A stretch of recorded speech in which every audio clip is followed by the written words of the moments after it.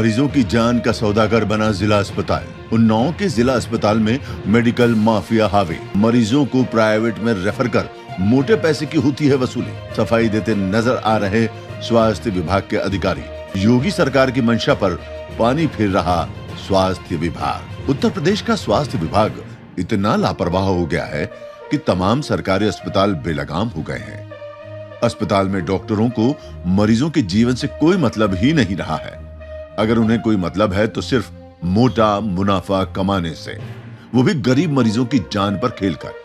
ताजा मामला उन्नाव जिला अस्पताल का है, जहां एक प्रसूता को CHC से रेफर होकर जिला अस्पताल में भर्ती कराया गया।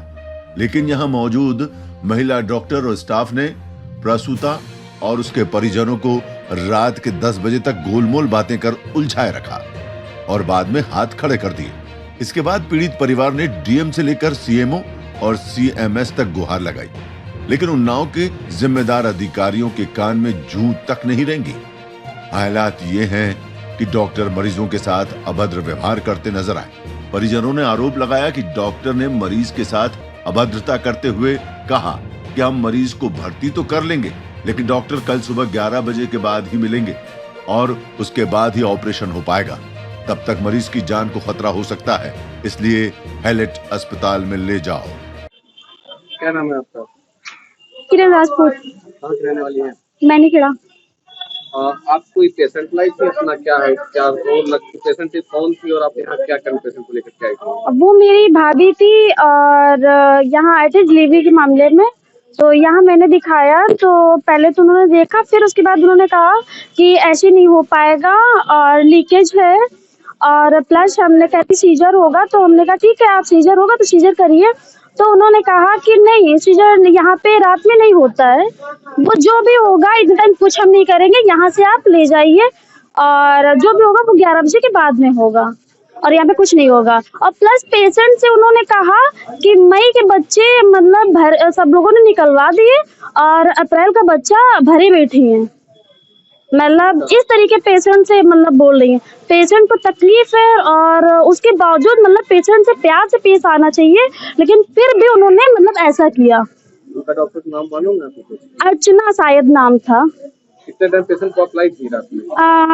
मैक्सिमम वही 9 बज रहा था शायद। कितने टाइम रात तक के दिन का? दिन रात कौन से थे? वो बिछिया में रहती है और बिछिया से रेफर होके यहाँ आई थी। किस चीज का केस? एम्बुलेंस है।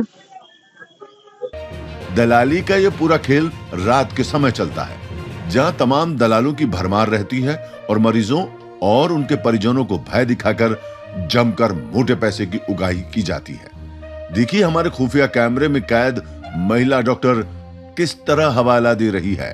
हमारे पास में ब्रजेश पाठक जी बोलते हैं, हमारे पास बहुत सी अच्छी सुविधाएं हैं, संस्थाएं हैं, ठीक है, तो पेशेंट कोई राजी खुशी नहीं जा सकता यहाँ से। 6 घंटे से पानी चल रहा है, मरीज क्यों हमारे पास रात में आ रहा है बेटा? 6 घंटे से पानी चल रहा है उसको जी, क्यों रात में आ रहा है? 8 बेड का अस्पताल है, POP में 8 बेड भरे पड़े बेटा। आप बता दो हम क्या करें? 8 आपके पास में 8 बेड हैं, ऑपरेशन 8 भरे पड़े हैं। आज ही के ऑपरेशन है 8 आज ही के हैं जी। ओके। बिछिया ब्लॉक पे अगर पेशेंट जाता है, वहाँ से रेफर कर दिया गया उन्नाव के लिए। उन्नाव आता है, हेल्थ के पास में अगर, हालांकि बात ये नहीं है हेल्थ में क्या संस्थाएं हैं मुझे नहीं मालूम, लेकिन मुझे सिर्फ इतना पूछना है। आपके पास तो सारी जानकारी होगी भाई जी, आप तो पत्रकार हैं। अरे घसिया रहे हैं, अगर इतनी जानकारी हो तो मैं आपसे थोड़ी सवाल करता। करिए भाई, जवाब दे रही हूँ। अगर हमारे ब्रजेश पाठक रोज बड़ा चिल्लाते हैं, योगी बड़ा चिल्लाते हैं हमारे पास में उन्नाव में, यहाँ वो दुनिया तो ताजमहल बना हुआ है, तो क्या फर्जी है? वो नेतागिरी करते हैं नेताजी जी। हम थोड़ी ना बोल रहे हैं, आप बोल रहे हैं ये चीज। फिर अरे अभी आपने बोला ना कि मेरे पास आड़ी बैठे हैं और भरे हुए हैं। भाई साहब देख लीजिए, बगल में कमरा है। हाँ, बगल में कमरा है, देख लीजिए जाकर के। कोई छुपाने वाली बात नहीं है। साला प्राइवेट आदमी का आदत हाथ में कहा कि यहाँ पेशेंट लेके चला जाए, पहले से ऑलरेडी बुक है और उसका लेके। वहीं जब इस मामले को लेकर अस्पताल की CMS से बात की गई तो उन्होंने अपने स्टाफ का किस तरह से बचाव किया और अपनी सफाई देती नजर आई। हाई रिस्क केस को हम लोग जो है रेफर करते हैं क्योंकि उसमें कभी कभी आईसीयू हो जाती है। चलिए अब मैडम आपके एक पेशेंट आया था जो कि डिलीवरी होनी थी जिसकी, आपके यहाँ पहले ही डॉक्टर ने मना कर दिया कि हमारे पास में इतने संसाधन नहीं है और हमारे पास ना ही इतने बेड्स हैं कि हम जो है आपको सेवा दे पाए।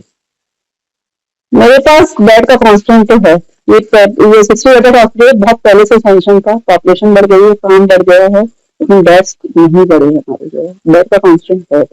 उसी दिन में 8 सीजन हो चुके थे जो है। कितने बेड का आपके पास में सुविधा है लोगों 60 बेड मेरी बेड ऑक्यूपेंसी 100 से पड़ जाती है, 100? एक्स्ट्रा बेड लगा के काम करते हैं।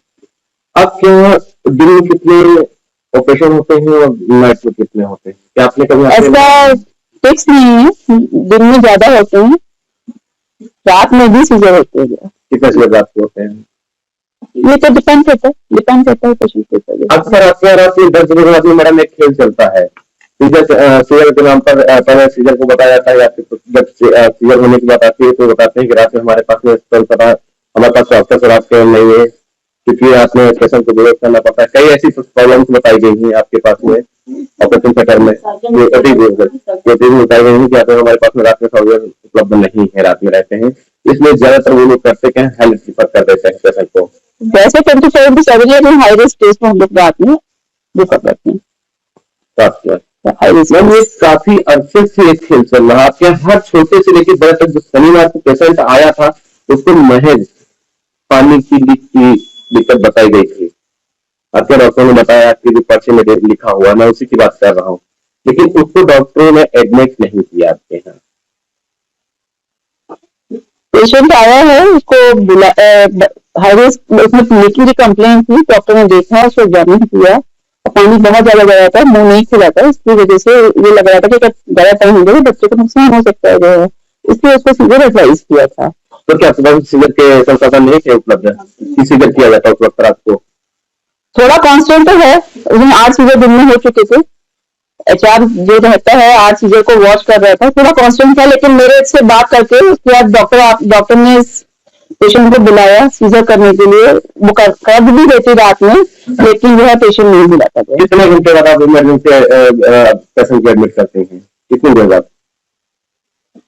कितनी देर बाद आता है, उसके 15 से 20 देर में पेशेंट एग्जामिन हो जाता है। आप यहाँ CCTV कैमरे से रिकॉर्ड निकलवा लीजिए मैडम, आपके यहाँ 1.5 घंटे तमाशा चलता रहा और उसके बाद में उसको एडमिट नहीं किया गया, और जब आपने स्वयं में बात अभी कही कि उसका रिस्क है तो आपको वैसे भी उसको बहुत जल्दी इलाज करना चाहिए था। रिस्क इस साइड में होती है कि हम नॉर्मल डिलीवरी अगर कराएंगे तो कभी कभी बच्चा गंदा पानी पी जाता है, लीकिंग होने के बाद जब पानी थोड़ी फूट जाती है बच्चा गंदा पानी पी सकता है, ये रिस्क होती है जब लीकिंग शुरू हो जाती है। थोड़ी बार लीकिंग में कोई बात नहीं, लेकिन ज्यादा लीकिंग होती है तो बच्चे को खतरा रहता है। ठीक है, वही पेशेंट दूसरे हॉस्पिटल में आपका यहाँ से दलाल जाता है, यहाँ से लेकर के उसको जाता है बाखूबी, और 10 मिनट में नॉर्मल डिलीवरी हो जाती है। नॉर्मल नहीं हुआ उसका, नॉर्मल नहीं ऑपरेशन हुआ है, ऑपरेशन हुआ है, कितने दिन में हुआ चाहिए? ये मुझे क्या पता मुझे कहीं से फीडबैक मिला है कि उसका सीजर हुआ है दूसरी जगह, कितने हो गया मुझे नहीं पता। अजीब बात है, अगर आपको यही मालूम होना चाहिए, यही मालूम होना चाहिए टाइम तो मुझे नहीं पता। पेशेंट बुलाया जा रहा था लेकिन पेशेंट अंदर नहीं आया है। मैं खुद जांच कर रहा था, मैं खुद हाइड कर रहा था, 1.5 घंटे से मैं खुद मौजूद था। मैं लगातार मैंने आपको 2 बार कॉल किया, DM मैडम को कॉल किया, चमो सर को कॉल किया, वो फ्राइडे में थे। आप लोगों ने क्या किया? मैंने DM मैडम के से कॉल आया था, पेशेंट को डॉक्टर बुला रही थी, मैंने उनको यही बताया कि डॉक्टर कॉल कर रही है लेकिन पेशेंट नहीं मिल रहा है, अटेंडेंस नहीं आ रहा है उसका। आपकी डॉक्टर जो बैठी थी वो पहले कह चुकी थी कि हमारे पास में कोई संसाधन नहीं है, हमारे पास में नहीं, हमारे पास डॉक्टर्स की कोई टीम है, हम एक इमरजेंसी है केवल जो बैठे रहते हैं, जो यहाँ पेशेंट एडमिट है ऑलरेडी डॉक्टर थी, सीजर खुद भी करती है जी, करते हैं वो सीजर, वो तो टीम बुला। तो फिर जब मेरा रिस्क था तो उस बच्चे को वो महिला की पेशेंट था उसको क्यों नहीं आप लिखित में दो, उसके बाद हम देखते हैं। लिखित शिकायत पत्र लिखित में आप दो, उसके बाद उसको हम देखते हैं। मैम तो PPC पे बताया डॉक्टर ने। सरकारी अस्पतालों में दलालों का प्रचलन तेजी से बढ़ रहा है। मरीजों को मौत का डर दिखाकर प्राइवेट अस्पतालों में भेजा जा रहा है। साफ शब्दों में कहा जाए तो कई डॉक्टर अब मौत के सौदागर बन गए हैं। बहरहाल जिला अस्पताल की स्थिति यह है, यहाँ दलाली का अड्डा बन चुका है। रात के समय मरीजों को प्राइवेट अस्पताल में रेफर कर हजारों रुपयों की दलाली होती है, लेकिन कोई भी जिम्मेदार अधिकारी इसको रोकने में नाकाम नजर आ रहे हैं, जिसके चलते गरीब मरीजों को खासी परेशानी का सामना करना पड़ रहा है। वहीं अधिकारी और डॉक्टर मिलकर सरकार की मंशा पर पानी फेर रहे हैं, क्योंकि यहाँ लोग एक विश्वास लेकर के आते हैं अपनी जिंदगी पाने के लिए। लेकिन यही आपको एक आज हम दूसरा रूप बताने जा रहे हैं और दिखा भी रहे हैं, जिसको आप कहीं ना कहीं सोचने पर मजबूर कर देगा कि हम दिन में तो अस्पताल जाएं, लेकिन रात में ना भगवान करे जाना पड़े। क्योंकि रात में एक मौत का बहुत बड़ा खेल चलता है। हम आपको आज वो मौत का खेल दिखाने जा रहे हैं जो एक प्रसूता के लिए कहीं ना कहीं, मुझे नहीं लगता कि जिंदगी बहुत मुश्किल से मिलती है, लेकिन मौत बड़ी आसानी से यहाँ मिलती है। उसके पीछे एक बहुत बड़ी राज की बातें हैं, लेकिन हम आपको पहले ये बता दें, इस समय यहाँ पर हम आपको बता दें घटना को लेकर आज बात करेंगे। यहाँ पर रात में जो है डिलीवरी नहीं की जाती है, क्योंकि डॉक्टरों का ऐसा कहना है, लेडी डॉक्टरों का कहना है कि रात में हमारे पास में संसाधन नहीं है, क्योंकि हमारे पास ना ही मौजूदा बेड्स हैं। 30 साल की अगर बात करें, 30 साल में पहले जो बेड्स हमारे पास में थे वही आज भी बेड्स हमारे पास में है। हमारे पास में ना ही सरकार ने बेड बढ़ाए हैं। सरकार दावे बड़ी करती है, वो झूठ बताते हैं। हमारे पास में यहाँ आकर के सरकार खुद देखे, हमारे पास में 8 महज ऑपरेशन के बेड्स हैं, बाकी बेड्स नहीं। इसलिए हम इससे ज्यादा ऑपरेशन नहीं कर सकती। लेकिन उसके बाद में कहीं ना कहीं उनके दलाल भी वहीं से आंखें गड़ोड़ उल्लू की तरह गड़ोड़ रहते हैं और वो आराम से उसी पेशेंट को ले जाकर के प्राइवेट एडमिट करा देते हैं। आदमी कहीं ना कहीं ऐसा लगता है कि गरीब आदमी के लिए सरकार या तो है नहीं, या तो सुनना नहीं चाहती गरीब को। क्योंकि जो ऑपरेशन, एक मैं शनिवार की बात करूं, अगर रात में 11:30 बजे एक मैंने राउंड किया, तो राउंड में ये पता चला कि एक महिला जो है 9:30 बजे CSC बिछिया से रेफर होकर के जिला अस्पताल अपनी जिंदगी के लिए आई थी, जिंदगी मांगने के लिए आई थी। यहाँ के डॉक्टरों ने रात में 11 बजे बहुत आसानी से बोल दिया कि यहाँ पर हमारे पास में सीजर की व्यवस्थाएं नहीं है, हमारे पास में डॉक्टर्स रात को नहीं है, हमारे पास बेड्स नहीं है। उसके बाद में उसको यहाँ से रेफर कर दिया गया हाईलाइट के लिए।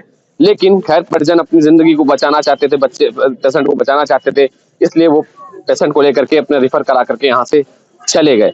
लेकिन जब हम डॉक्टर्स के बारे में जिलाधिकारी महोदय से सबसे लगातार रात में बात करना चाहिए, तो एक ही जवाब आया कि ठीक है, पेशेंट को उसको बुलाओ। 2 घंटे तक ये मौत का आंकड़ा कहीं ना कहीं चलता रहा।